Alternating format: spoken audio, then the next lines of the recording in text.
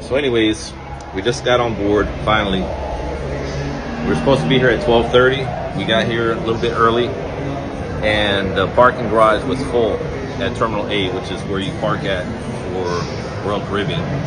We're on the Oasis overseas, and it was a pain in the nuts to finally get parked and situated. I had to drop off my wife with the porters and the bags, and they told us we just needed to keep moving.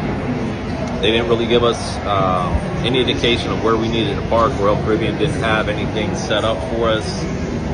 No information signs on where to park. Just blowing the whistles telling us to move along. And I guess we had to figure it out on our own. So, figuring it out on our own involved rolling down the windows a whole bunch and asking some questions. And lo and behold, we found out that we had to park at Terminal G.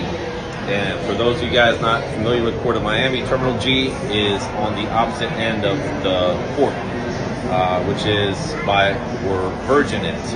So to drive from Terminal A to Terminal G on a Sunday with about 8 other cruise ships in port, it took us, or myself rather, because my wife was at the terminal, it took me about an hour and a half to go a mile.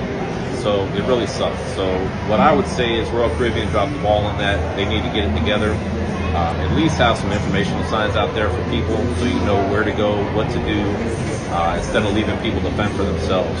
It was really disorganized and not like Royal Caribbean. We love Royal Caribbean, but man, this was a pain. It took about 2 hours from the time we got to the port until we were actually on the ship, and it normally takes about 15 minutes.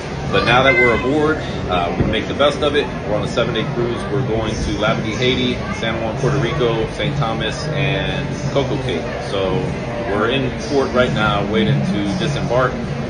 Hopefully the day's going to get a lot better. We're going to go get some alcohol. That usually makes things a little better. So keep you guys posted, let you know how things go. So anyways, like I was saying, the parking debacle was horrible. Took about an hour and a half to finally get parked.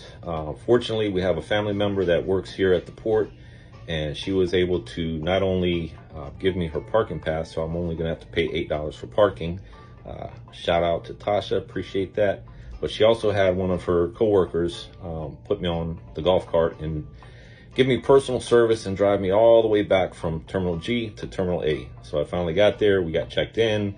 The check-in process was super quick, only took about 5 minutes, and we were on the ship after that. So now we're here, ready to go. It's the first day, let's do it. So was Royal Caribbean's parking really full?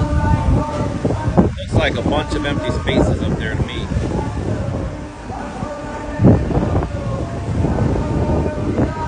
Really, Royal Caribbean?